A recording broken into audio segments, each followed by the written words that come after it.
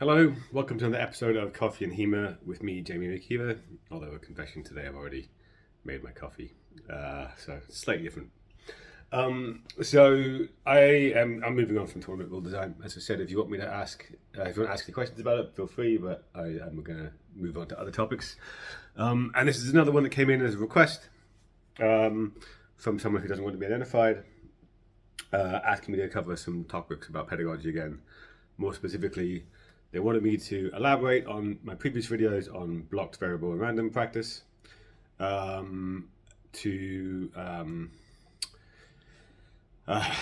specifically by giving an example of how it works in practice using a kind of a real-ish lesson plan. Okay, and I'm going to actually use an example from sidesword because I recently did a 3-week course on Dall'Aggochie sidesword as a one-off for my class for my club.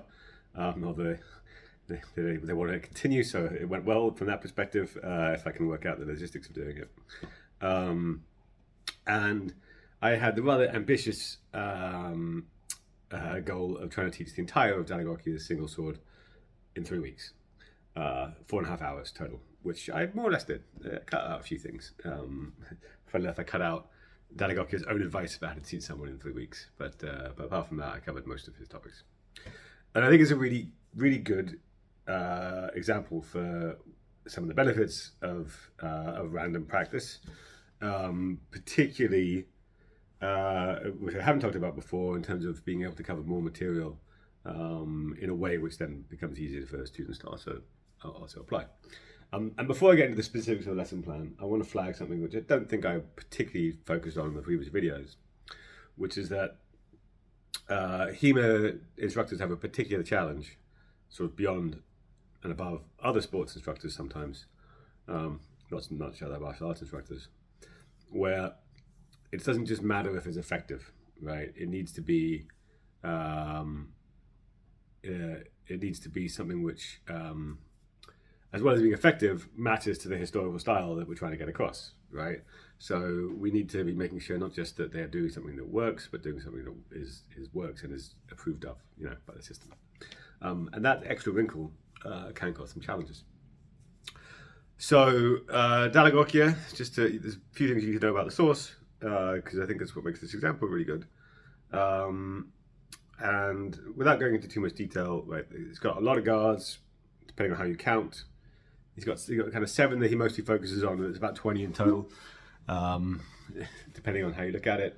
And once he's given you the guards, he has a section which is about 12 pages, where essentially what he does is he goes through each guard. He talks about each attack that someone might do against that guard, and for every attack, he then says, "Here are the defenses against that attack." And after every defense, he says, "And these are the counterattacks that you can do from that defense." Right. So it's this very complicated branching tree, right? So you might have, you can't. I think there's 7, 9, 12. There's 12 strikes in total, 3 thrusts and 9 cuts. 10 cuts. You got the Stramatoni as well. Also to both sides, so 12 cuts, so 15. And not everyone can come at every single guard, right? And as a result, but each of them might have more than one defense. So there's probably about 150 permutations in total within this, right? Which is a lot. And the blocked version of teaching that would be to say, structure it the same way that Dall'Aggochie does, right? You stand in this guard, they do this attack, you do this defense, you do this counterattack. Next one. Oh, also you can do the same setup for this counterattack. Next one. Oh, what if they do this strike? Well, then you do this defense and this counterattack. Oh, they could also do that. You could also do that counterattack, or you could also defend in this way, right? So you're isolating each of them and doing them each one at a time. And if you think I'm straw manning this, I'm really not. I've definitely seen people teach that way at events before. My first instructor taught that way, right? And you break it down to a single action and you repeat that. Well, if there's 150 permutations and I take 10 minutes per exercise, which is quite a short period for an exercise if you factor in explanation time as well, 1,500 minutes, which I believe corresponds to about 25 hours, or exactly 25 hours, if I've done my maths right. So this one thing, right, already takes more than 5 times as long as I took to teach the entire system. So instead, I taught it in a random format where I randomized pretty much everything there, right? So I'm still restricted. It wasn't completely random from the start, but essentially I took angles of attack in turn and then kept adding things to people's repertoire. So every exercise in this class started the same way. In fact, every exercise in this class was the same, right? A picks a guard, B picks a guard, A strikes at B, B defends, B counterattacks, A defends that, B retreats, right? Just a quick back and forth, right? Attack parry, counterattack parry, run away. Every single one had that format. Sometimes I would give them particular guards to focus on, or give them advice for particular guards, but for the most part, they were completely free to choose whichever guard they want. So I started off with a bit of a rundown of the guards. I'm not going to go into that in too much detail. No, I will. 20 guards is a lot, right? But actually in Dall'Aggochie, again, rather than go through each guard in turn, I gave them a different way of thinking about it that made it much easier, because made them able to do a random version of going through the guards rather than a structured one, which is that actually they're all pretty similar, right? You've got high guards and low guards. Low guards either they're on the right or the left, point towards the face of the opponent or point towards the ground, wide towards the ground, constrained towards the face, either leg forward, right? So that gives you 8 low guards just off the bat out there of all those permutations. And then you've got 4 high guards, where you've got 3 kind of thrusting guards. So you've got, you can't see here, but basically there's 3 guards where they all point towards the opponent, and then there's the head guard which kind of points downwards, right? And all of those are left or right leg forward, so that gives you 16 guards. I ignore the other ones because they never come up again in Dall'Aggochie. He kind of mentions them and then never uses them ever again, at least in the single sword section. So they seem pointless to go through. So essentially they just have to worry about swords on the right or the left, high or low, point forward, point down, or point coming downwards, job done. So every exercise then, as I said, this quick power postural. So what I was doing with every exercise was adding options to their repertoire.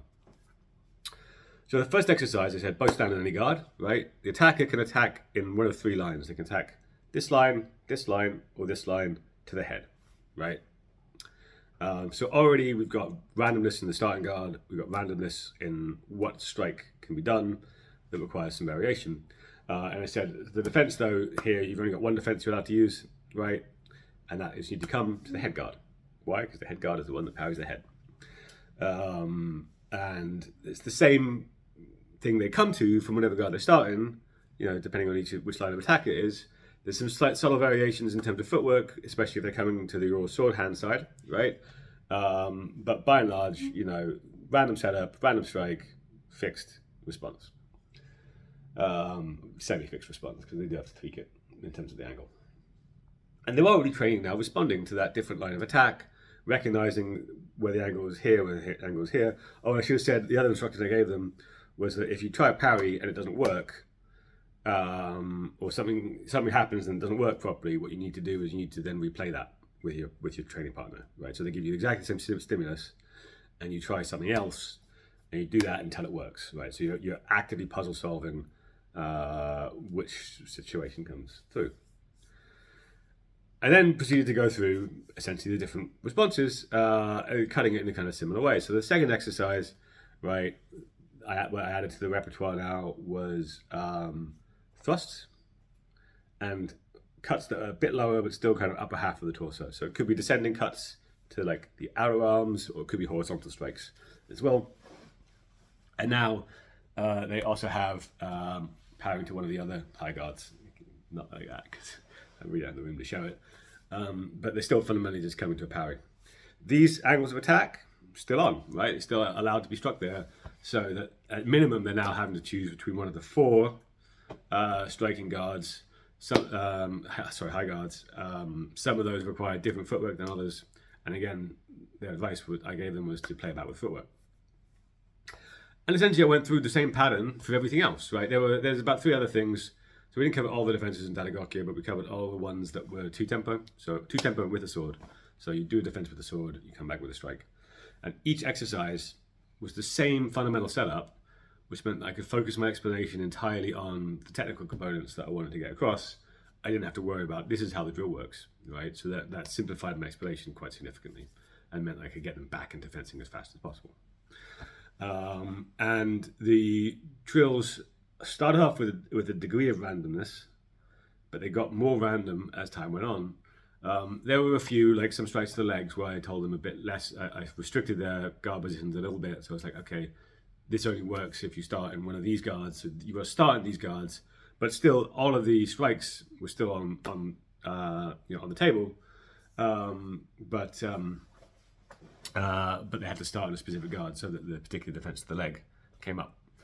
And the other thing in that is that I did tell them to, they had everything was on the table, but they should make sure that the new strike was kind of the most common, right? Not every time, but certainly that it's more common than any other strike that's kind of in their repertoire. The final thing I want to say about that is that what did I do? As the teacher, what kind of advice was I giving as the class member? And essentially, mostly nudges. Sometimes people weren't on drill, right? That's the easy one. Like they're not doing exactly what you told them to do it, right? That normally only happened in the first exercise because after that it was the same drill really every single time. More commonly, I would be watching for situations where they were getting it wrong and didn't seem to be able to self-correct, to give them some advice on how to correct a parry that isn't quite working. Normally in Dall'Aggochie, that's step slightly to the side and the same thing you just did will work perfectly fine. Often I would encourage them to try more variations. So if I saw them doing kind of 2 blocked, I would say, okay, you're doing the same thing every time. Note that, right? Not that that's wrong, but you're doing the same thing every time. So try and get a few others in, try and do this one, try and do that one.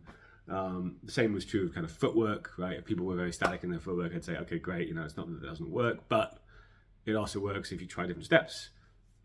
Try some different steps, play with them, see what they look like. And then the final thing I do with all of these, and this is quite common in my classes, after the exercise, I have a short pause where we discuss. This is both for people to catch their breath and drink some water, but also what I'm asking people is, all right, which of these defenses did you like? What things worked well, what things didn't work well. That gets them to think about their own fencing and kind of internalize kind of general principles about it. It also gets them to kind of share with their peers. And again, because the exercises repeat in the sense that the same strikes are coming up, they also get a chance to learn from other people and kind of apply them. So that's pretty typical of a class for me. The only thing that I would normally do that I didn't do in this sidesword course is that I often have a game at the end that is competitive and follows the same kind of theme as the earlier stuff. So the game I would have done for something like this is get people is a single strike game. So you don't know who the first striker is. You only have one strike. So you've got to make a strike and get out again if you're the first striker, or you've got to parry and try and catch them with the second striker if you're the second striker. And the first one is cooperative still, right? It's random but cooperative. So if something doesn't work, you try it again until you get it to work. Whereas this one is you're trying to hit them for real, right? It's a little sparring game to go in. The reason I didn't do that for the Dall'Aggochie courses is because I had a lot of content for 3 weeks. I originally planned to do it in 4. And with my original 4-week plan, I did have those games at the end, and then I had to condense it to 3. So with that, condensing it, I had to cut out something, and whatever I cut out the games. But apart from that, that's a fairly typical lesson plan for me. Normally, I've got 5 exercises at most. This one had a few more because it was the same exercise repeated. But apart from that, yep, that's how it works. And I've done the same for Vardy. I've done the same for a couple of saber classes that I've been forced to teach because the saber instructor's been away. And by and large, it works. It does require you though to move a little away from how things tend to be presented in source systems. The source systems in general look more like block practice suggestions than variable and random practice suggestions. So you've got to get a little bit creative in terms of digesting the source system and understanding what underpins it, rather than just kind of following the patterns, which is kind of annoying, because sometimes it could be easy to just say, okay, here's what it says there, I'm going to follow that. But unfortunately, they seem to be better at sword fighting than they were at explaining sword fighting in the most part. So hope that was useful. Thanks for watching, and as always, if you've got more questions, feel free to pop them in the forum. I'm sorry this one took a bit longer, but I didn't know where else to cut from it. So